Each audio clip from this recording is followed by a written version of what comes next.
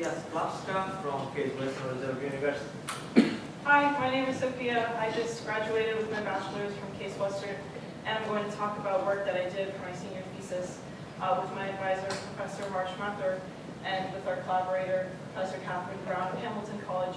And we'd also like to acknowledge discussions with Professor Stacy Bell. So similarly to the previous talk, this is done in the context of the Milky Way as a laboratory for testing MOND, and specifically the local solar neighborhood. And since the radial acceleration of the sun is around 2a0, we're going to expect to observe moderate MOND behavior. And also similarly to the previous talk, we're able to take advantage of Gaia for such tests because from Gaia we have the full astrometric solution for over 1 billion stars in the Milky Way with an unprecedented resolution, which will be ideal for kinematic tests, like testing gravity. So we know that MOND works in the radial direction, but so does dark matter. So we're going to look at investigating the vertical acceleration or the acceleration perpendicular to the plane and see if we can use that as a test to discriminate between MOND and dark matter. And we think that this would be a sharp test because we expect the accelerations in the vertical direction to be distinguishable in dark matter theory and in MOND. And briefly, the reason for this is that in dark matter we have the spherical or nearly spherical halo, which will have the effect of kind of blurring the features in the vertical direction, whereas in MOND we have no dark matter, and furthermore the force law is nonlinear, so any inhomogeneities in the vertical direction will be magnified. I'd just like to cover some previous work on the vertical motion.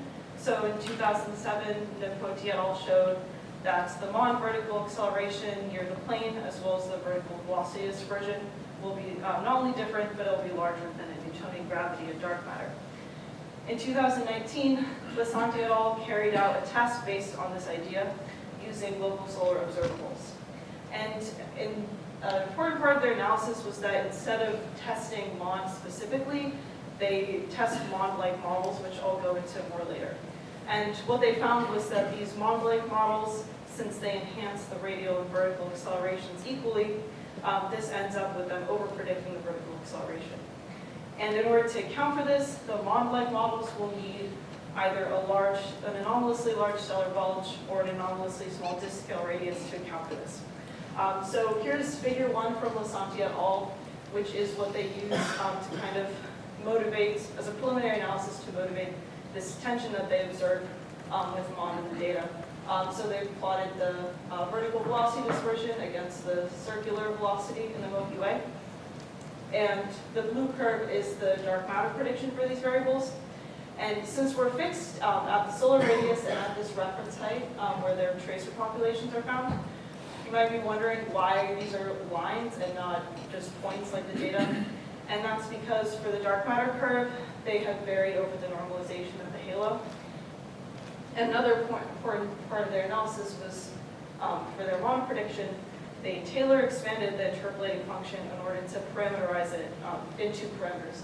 And varying over those 2 parameters is how we get this curve for the MOND prediction. And we can see here that this data, which comes from the fit to the Gaia Milky Way rotation curve, as well as some tracer populations for the vertical velocity dispersion, we can see that this clearly falls closer to the dark matter prediction. However, this seems to be sort of a 2 sigma effect, and this is the tension that we'll be investigating. I'd also like to go into the details of a couple different formulations of MOND. So first of all, we have what I refer to as pristine MOND, which is the algebraic interpolation of the Newtonian acceleration due to the baryons from Milgram 1983, which, as we know, and we've gone into a bit of this conference already, is not derivable from the Lagrangian, and it's not conservative. And ever since then, we've been looking into different ways to satisfy these requirements, and Quasilinear MOND from Milgram 2010 is one answer to that. It's derivable from a Lagrangian, and it also can be shown that the acceleration in Quasilinear MOND is the curl-free part of the acceleration in pristine MOND. So to recap, pristine MOND is a very widely applicable and useful tool which is good for example, the basic tenets of MOND and rotation curve analysis. On the other hand, Quasilinear MOND or QUMOND was designed to be good for non-test particle motion, and I'd also like to add that it happens to be more computationally tractable than a qual, also known as nonlinear MOND. Another important part of my analysis is this magnetostatics analogy for quasilinear MOND, which was developed in this Brown et al. 2018. So since we can see from the QUMOND equations that the acceleration in QUMOND is the curl-free part of the acceleration in pristine MOND, this allows us to formulate a magnetostatic analogy, where the difference between the pristine and the quasilinear fields resembles a magnetic field, that is, it has a divergence of 0. And in this analogy, the magnetic field was sourced by this current, which is equal to the curl of the pristine field. And this analogy will be helpful for intuition, and it will also come up as a calculational tool later in my talk. So as I mentioned earlier, Lasanti found a small overprediction, around 14%, in the vertical acceleration. But they actually used pristine MOND, the algebraic interpolation, as a proxy for all MOND-like theories. So maybe it's not so surprising anymore that using this equation, they found that the radial and vertical directions were enhanced equally, leading to the tension that they observed. So my question is, could this tension arise simply from the difference between pristine MOND and quasilinear MOND? That is, do pristine MOND and quasilinear MOND have similar predictions for the vertical acceleration in a disk galaxy such as the Milky Way? So this will be the calculation that we'll try to do. So we've done this by writing a Quasilinear MOND Poisson solver in Mathematica, where we solve for the acceleration in these two formulations of MOND for a simple disk model of the Milky Way. Our solver will employ Fourier methods and discrete differentiation. We start by solving for the Newtonian Poisson equation to calculate the Newtonian acceleration. We then interpolate to get the acceleration in pristine MOND. And as I mentioned earlier, take the curl-free part of that to get the acceleration in quasilinear MOND. Now, we'd like to take advantage of Fourier methods for this because for things like inverting the Laplacian to solve the Poisson equation, instead of differentiation in the Fourier domain, we have multiplication, so that becomes a matter of algebra. But using the Fourier methods comes with its own price, which is that the Fourier expansion imposes periodic boundary conditions on our problem, which are essentially represent infinitely repeating galaxies. And because the Newtonian gravitational law falls off like 1 over r squared, while the number of galaxies on the surface of a sphere with radius r will grow like r squared, those periodic boundary conditions will create a non-negligible contribution to our calculation, which we're going to try to eliminate.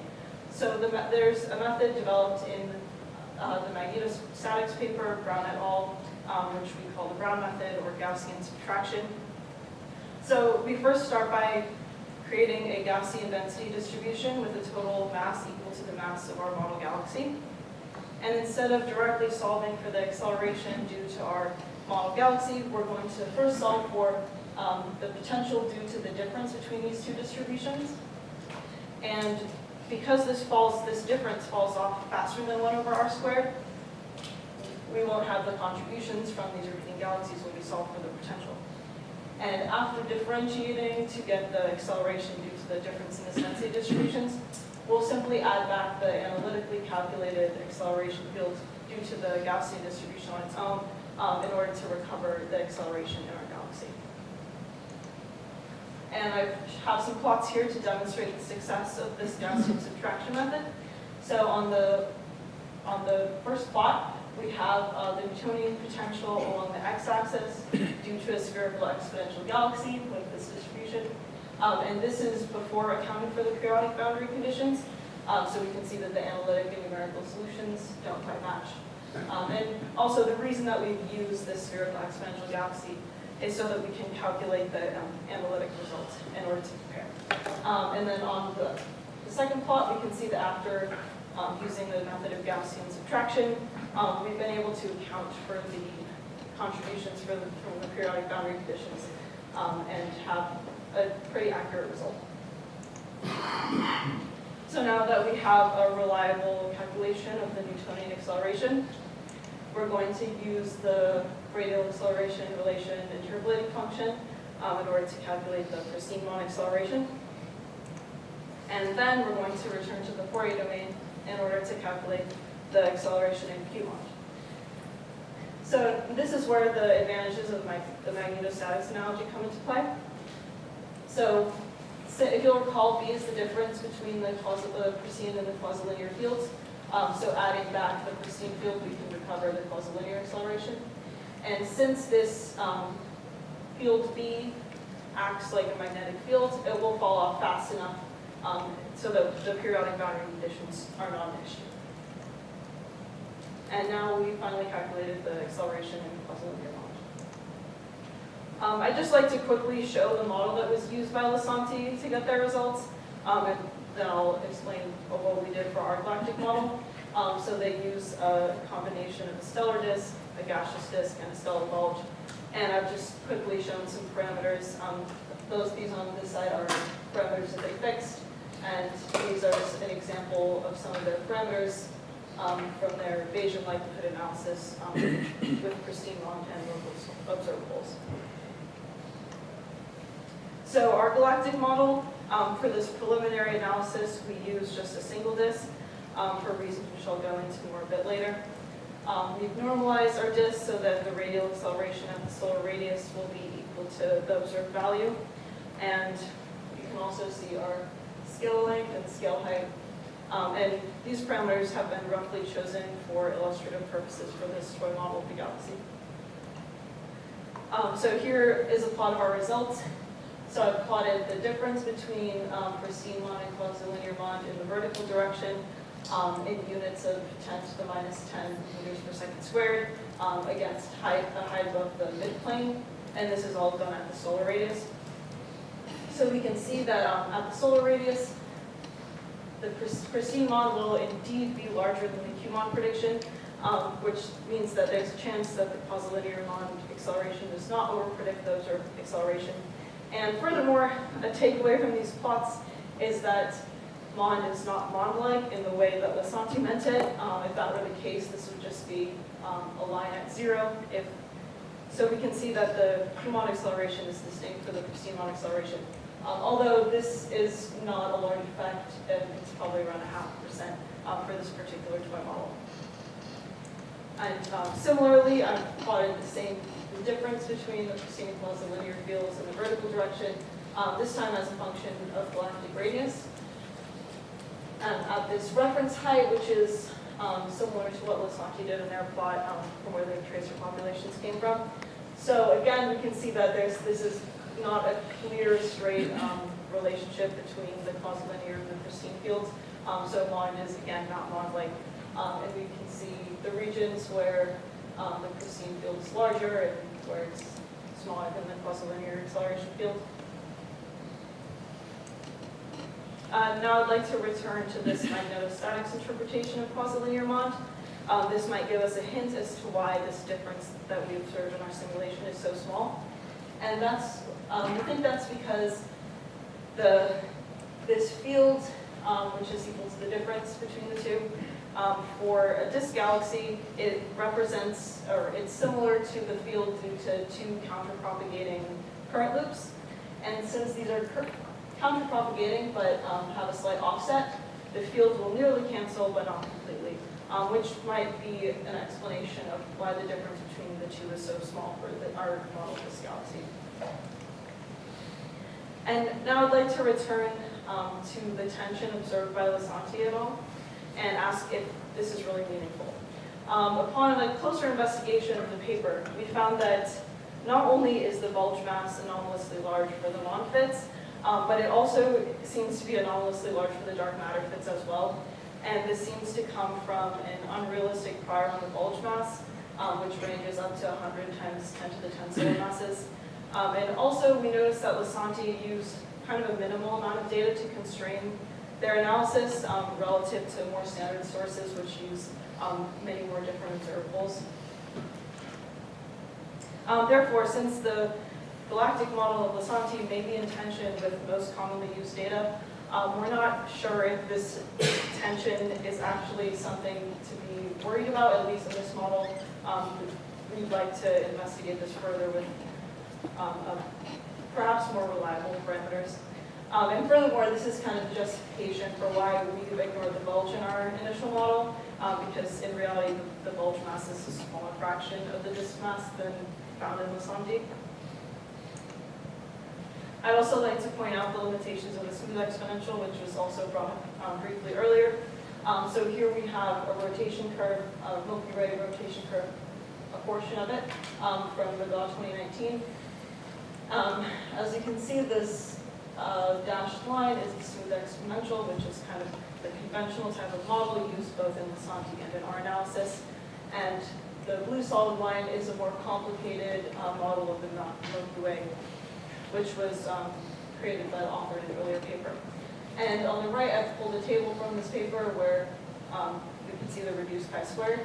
And so for the smooth exponential model compared to the more complicated one that fits the bumps and wiggles in the rotation curve, we can see that that makes a huge difference in the chi-squared.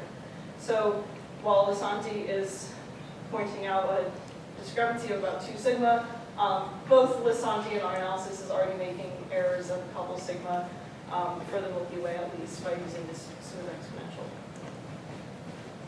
So the main limitations of this work was our computational time.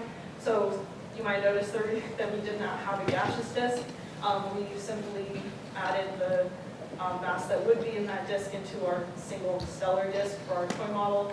And that's because the computational time needed to kind of have satisfactory resolution for the extent of the gas, since it goes much further, much higher scale length than the stars.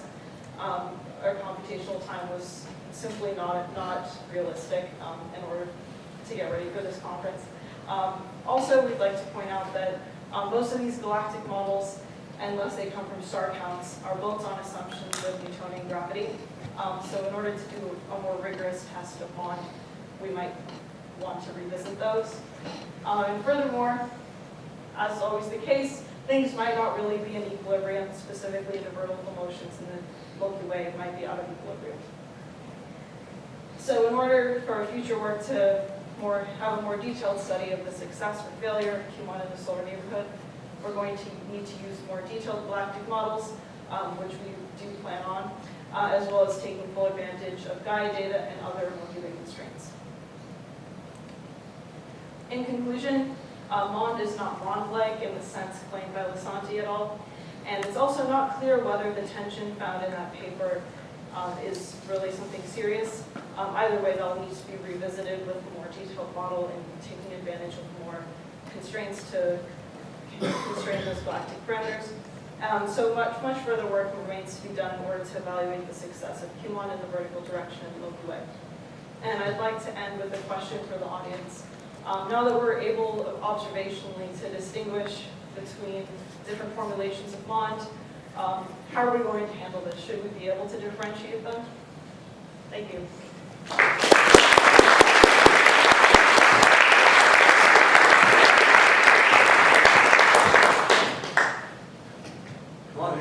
Very good one. So do you feel, in what you have in the previous talk, that is some of your questions been answered? Yeah, I mean, the paper from the previous talk is definitely very relevant. I think, yes, I think it does show that it actually shows a lot more hope for QUMOND than my results so far, because of how close it was within the confidence interval. So yeah, I do think that it answers the question. Other questions?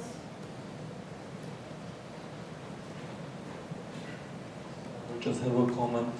So when you showed the comparison of the measurement to the MOND prediction, I think that the deviation was not even 2 sigma deviation, which is not a statistically significant deviation, so maybe we don't even have to care about this. Yeah, certainly it's not that large of a deviation. Also, I'd just like to return to that plot to point out the scale. So if this was from 0 to 52, the tension would look a lot different.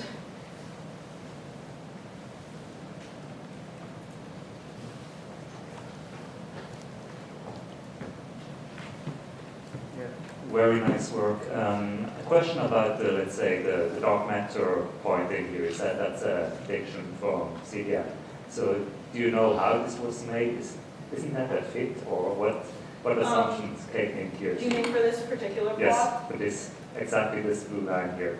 Yeah, so for this one, I think they just use well, for the solid line, it's just a spherical halo. The dotted line is, or dashed line is a slightly oblate halo.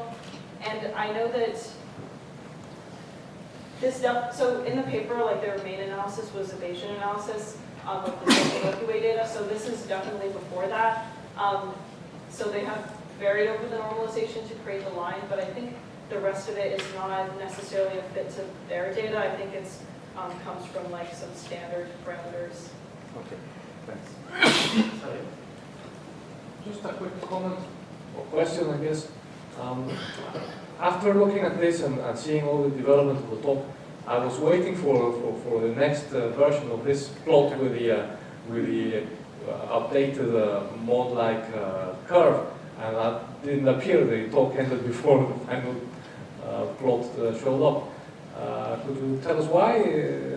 Please? Yeah, that's a really good point. So actually, that is what we were initially planning to do, but it turns out that the parameters used to create this plot is kind of unclear from the paper. So we didn't feel like we could really try and reproduce this plot in a way that could actually make a comparison to what they did. So you hazard a guess as to whether the observational point is off or not from real MOND? I really couldn't say, because it does seem like the quasilinear MOND acceleration will fall below this line, but it's not clear how far below. All right, before the coffee break, we have a poster announcement from Tariq Yazid.